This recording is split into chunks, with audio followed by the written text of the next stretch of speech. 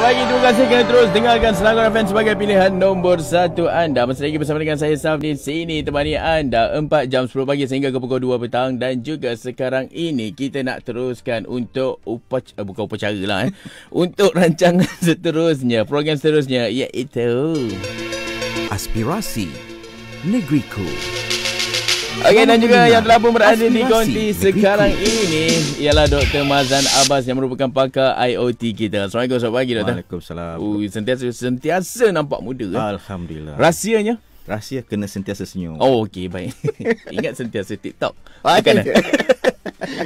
Okey, baik, seperti biasalah kalau kata Dr. Mazlan ada dekat konti, kita akan bercakap berkaitan dengan evolusi teknologi yang mana Aspirasi Negeriku hari ini diterbitkan Azharida Mahat dan juga topiknya adalah melangkah masuk ke era IoT ataupun Internet of Things.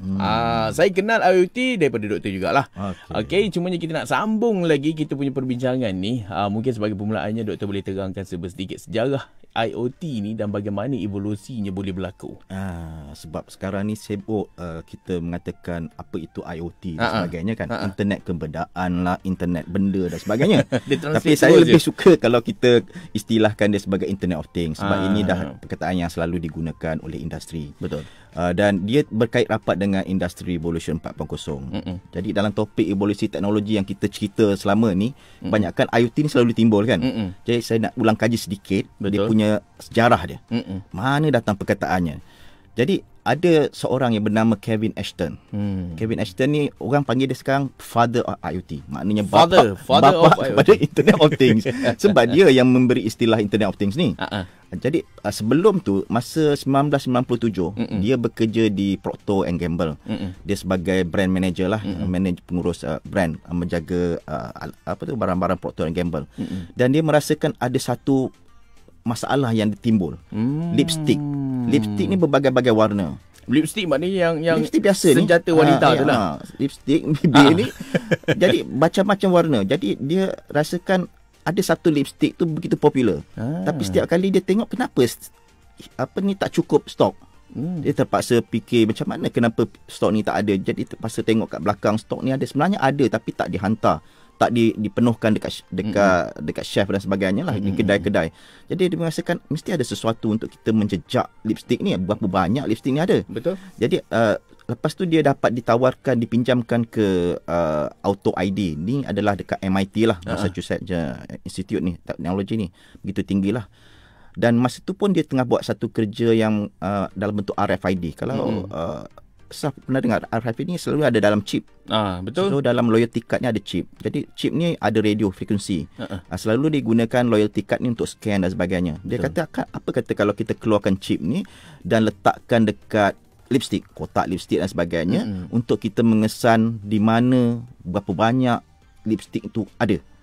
Berada dalam stok. Jadi tidaklah dia sebagai brand manager ni dia sentiasa tak tahu stok dia kat mana dah cukup tidak, siapa yang nak, kedai-kedai mana yang sepatut dipenuhkan dengan lipstick tu. Jadi di situlah dia bermula dengan RFID ni pada tahun 1999. Dan lepas tu dia mengatakan apa kata kalau kita namakan teknologi yang masukkan RFID ni untuk mengesan benda-benda ni kita panggil smart packaging. Lepas tu dia kata orang tak faham smart packaging. Lepas tu dia terpaksa terangkan mengenai internet. Dan bila dia terang pada internet, dia alang-alang dia kata sepatutnya kita tukarkanlah smart packaging ni kepada Internet of Things. Jadi dalam tahun 1999 itulah kita bermulanya perkataan Internet of Things tu. Dan situ dia dikaji bahawa banyak perkara benda yang boleh disambungkan kepada internet. Jadi kalau kita tengok teknologi ni dia berubah. Kalau kita tengok gelombang internet ni berubah. Asalnya sebelum Internet of Things ni dah ada internet. Pada awal 80-an dan sebagainya. Masa tu saya ingat lagi masa saya belajar kat universiti. nak hantar email ni susah. Tak ada email address. Betul. Jadi kita kena pergi kat universiti, kita kata root at universiti ni, baru kita dapat hubung orang tu. Dulu root. Dia tak ada email address. Saya tak alami lah masalah tu. Tak ada. Sekarang memang semua orang dah ada email address. Sebab zaman saya dulu kalau agak mudahnya ada Opera. Opera. Browser Opera kan. Betul. Tapi sekarang Netscape ada. Dia dah banyak lah. Mozilla dan sebagainya. Mozilla ada. So lepas tu kita rasakan Internet of Things yang internet masa tu lebih kepada menyambungkan komputer. Jadi walaupun sambung komputer, aset-aset yang ada yang kecil-kecil ni dia tidak dapat dikira. Letaknya di mana, kedudukannya di mana, apa yang berlaku dengan benda-benda yang ada yang kecil-kecil ni. Sebab dia tak sambung komputer, dia tak sambung kepada benda-benda yang kecil ni. Jadi pada gelombang yang pertama tu kita panggil gelombang internet yang berbentuk desktop lah, tetap, talian tetap, semua ada kabel dan sebagainya. Lepas tu baru kita gunakan gelombang kedua di mana mobile phone kita pula dah disediakan untuk internet. Betul. Internet dalam poket kita lah kan. Sekarang dah mudah. Jadi daripada situ internet telah diguna secara meluas. Bila Kevin Ashton mengatakan semua benda boleh disambung kepada internet, itulah bermulanya gelombang ketiga, Internet of Things pada tahun 99. Tapi lambat dia nak gelombang tu nak besar. Jadi sampai sekarang ni baru kita rasakan Internet of Things tu penting. Tapi kenapa teknologi tu, gelombang tu datang dengan serentak ialah sebab dulu barang tu mungkin besar, komputer yang kita buat tu besar, elektronik dan sebagainya, dan alat-alat ni semua besar. Jadi kita dapat mengecilkan sebab ada chipset, kita boleh kecilkan transistor ni makin banyak, dan makin kecil makin power, makin berkuasa, dan makin kata orang tu banyak fungsi dia. Boleh diletakkan dalam chipset yang kecil saja.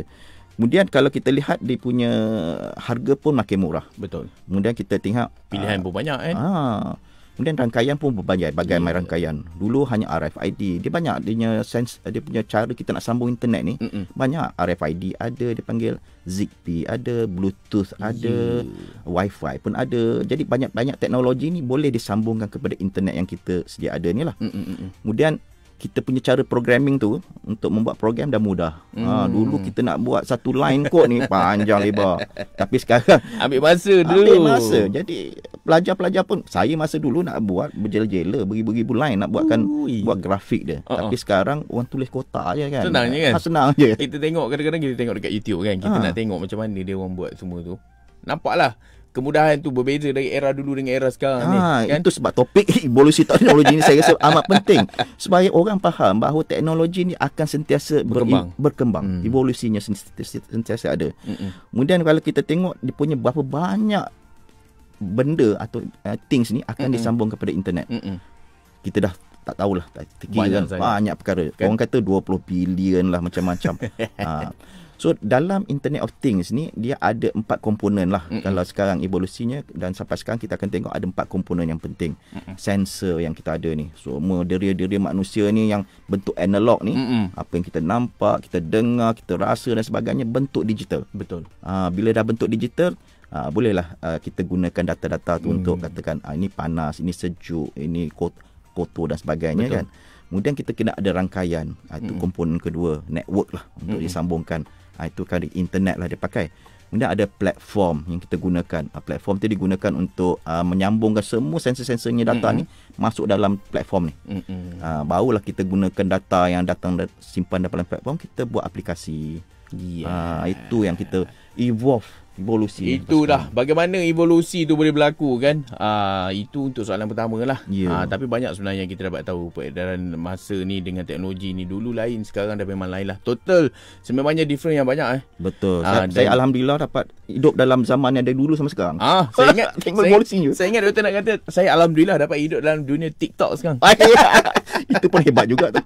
Okey, baik, terima kasih, kami kembali lagi. Ada lagi soalan yang nak ditanyakan bersama dengan tetamu kita hari ini, Dr. Mazlan Abbas. Tapi sebelum itu kita berhibur dulu. Ini dia Arif Bahar dan Usah, Selangor FM. Ya, kembali lagi bersama dengan saya Saf dan juga Dr. Mazlan Abbas dalam evolusi teknologi melangkah masuk ke era IoT. Okey, kalau kata tadi doktor ada terangkan jugalah berkaitan dengan bagaimana evolusi itu boleh berlaku berkenaan dengan IoT ni.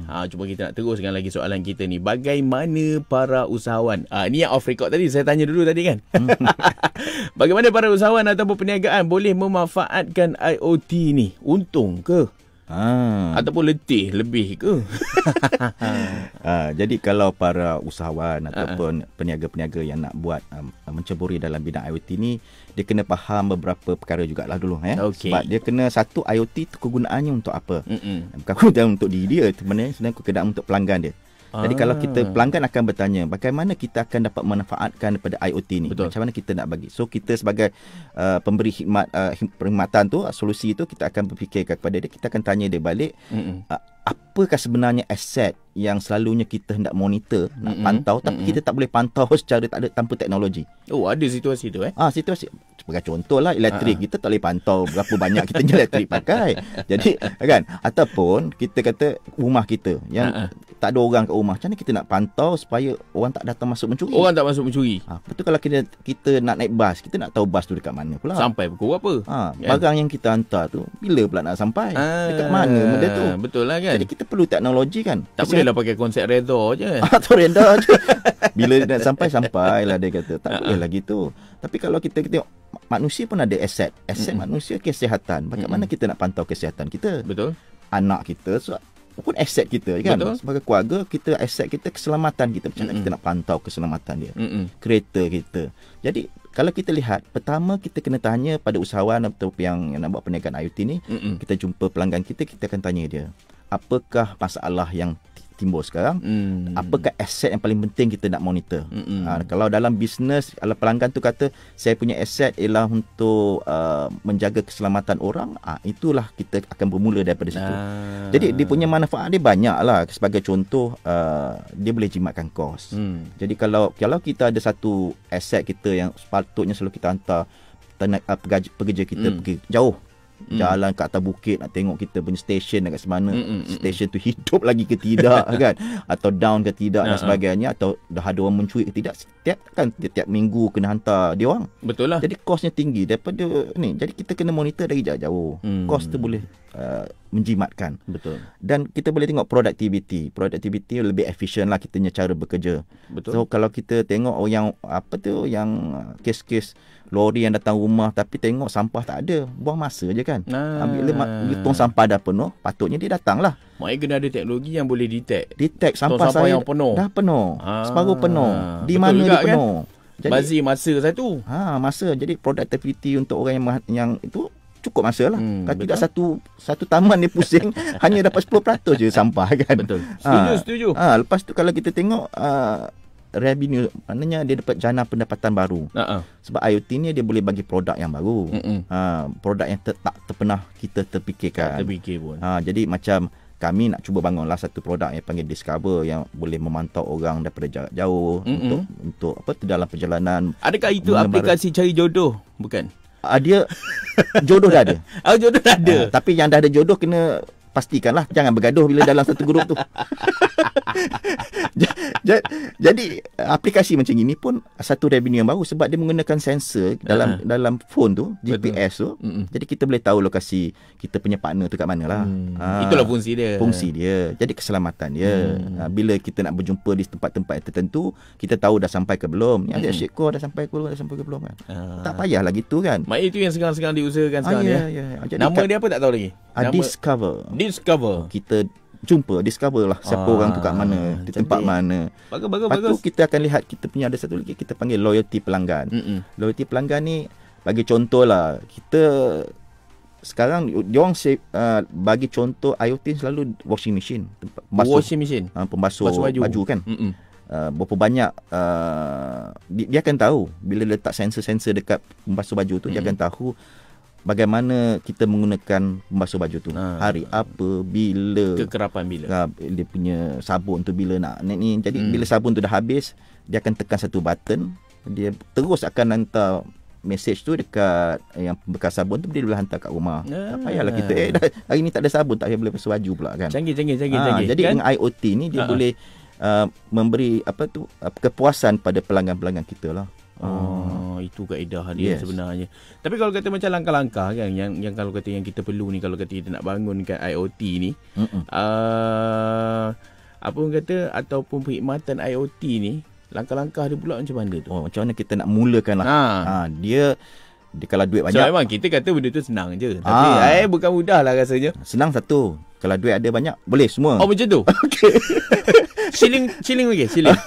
Shilling dapat shillingnya servis lah. Okay, kalau ringgit dapat ringgitnya servis.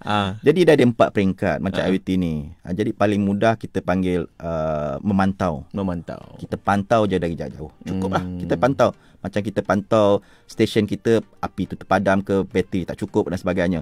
Betul. Tapi kalau kita rasa nak lebih sikit, kita letak actuator yang dia boleh kontrol, mengawal. Dia boleh onkan balik. Kalau rumah kita dah terpadam, kita boleh onkan balik lampu dia.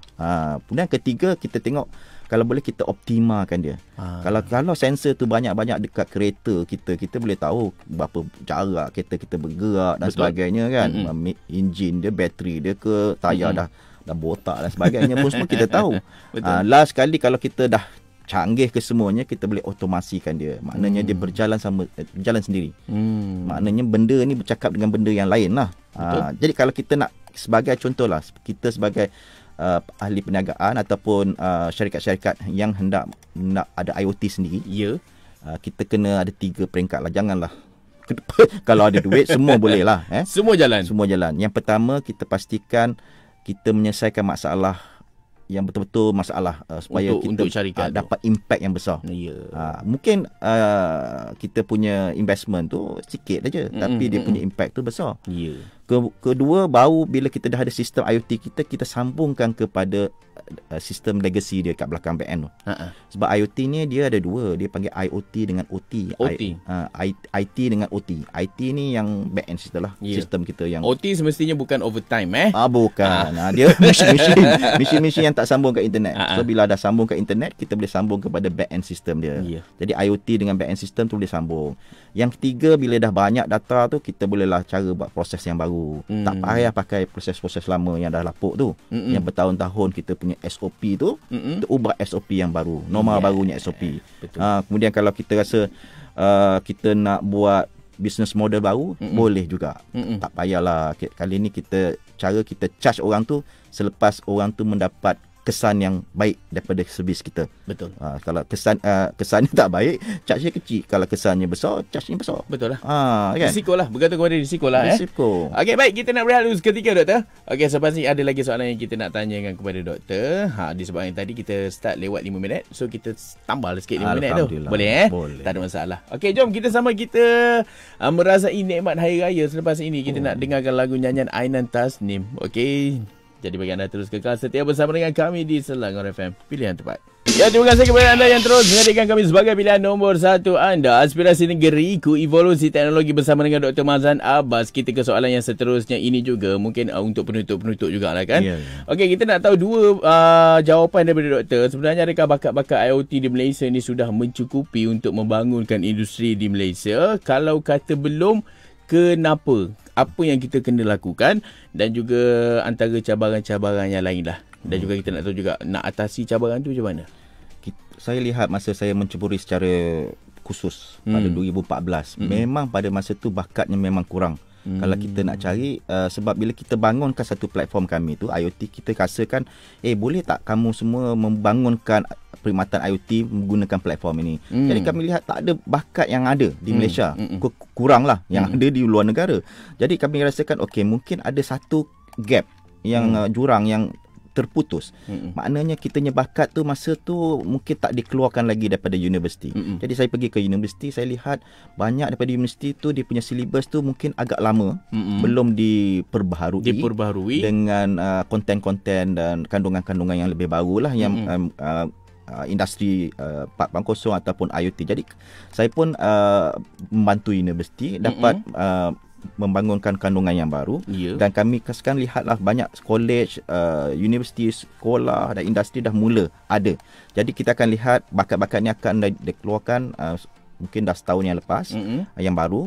Kami juga menyediakan macam platform ni untuk digunakan oleh pihak universiti dan pelajar-pelajar untuk buat projek, untuk memudahkan dia. Jadi kalau tanpa platform yang macam bentuk industri dekat universiti, mereka agak susah nak membayangkan.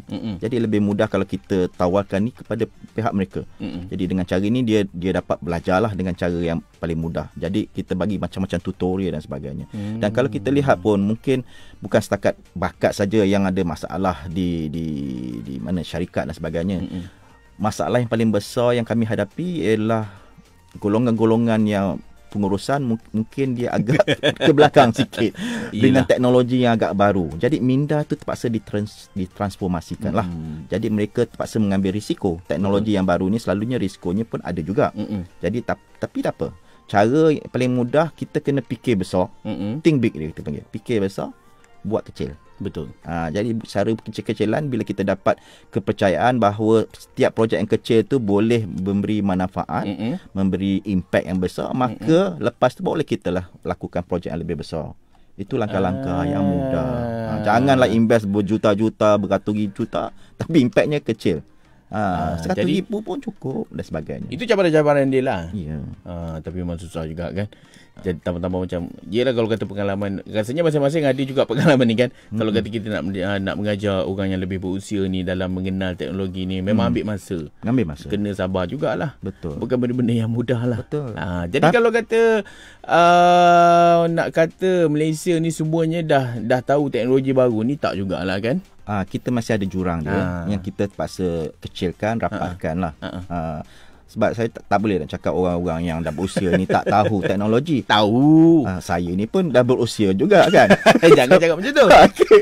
Jadi teknologi pun masih digunakan. Kan. Apa pun, itulah orang kata, kalau kata teknologi tu, kita kena tahulah apa point dia, apa kegunaan teknologi tu. Tapi macam yang doktor kata tadi, kalau kata macam satu syarikat tu dah tahu apa kekurangan tu, baiki kekurangan tu dulu. Kan? Dia mesti ada satu. Dia mesti ada juara di dalam syarikat tersebut. Juara yang boleh kata orang tu break down all the barriers. Dia tak kisah apa. Ni kitanya visi, misi kita. Itulah sebenarnya. Okey, jadi terima kasih kepada doktor yang terus bersama dengan kami. Mungkin sebab kita, kalau kata minggu depan kita dah masuk bulan baru. Mungkin kita nak tahu juga apa yang doktor nak tekankan untuk bulan depan ni. Sebab doktor kata doktor mengajuk ni. Bukan mengajuk. Mungkin bulan depan saya nak berehat sekejap. Bagilah orang lain juga dengar. InsyaAllah. Kita call dari rumah lah. Boleh juga. Konti baru, saya nak tengok konti baru juga tu. Tapi doktor kata tak ada bulan depan kan. Kita jumpa sebulan lagi lah. Boleh, insyaAllah. Taklah, gurau je. Okey, walaupun terima kasih di atas perkongsian doktor untuk topik kita hari ini, melangkah masuk ke era Internet of Things, dan juga kita nak ucapkan good luck untuk discover aplikasi tersebut. Tak sabar kita nak tengok macam mana dia punya rupa, macam mana dia punya hasilnya, dan juga bagaimana manfaat kepada rakyat Malaysia terutamanya kan. Okey, terima kasih diucapkan sekali lagi kepada doktor, dan juga antara lagu-lagu yang menanti anda untuk jam seterusnya kita ada Lukas Sikta, yang itu yang ini.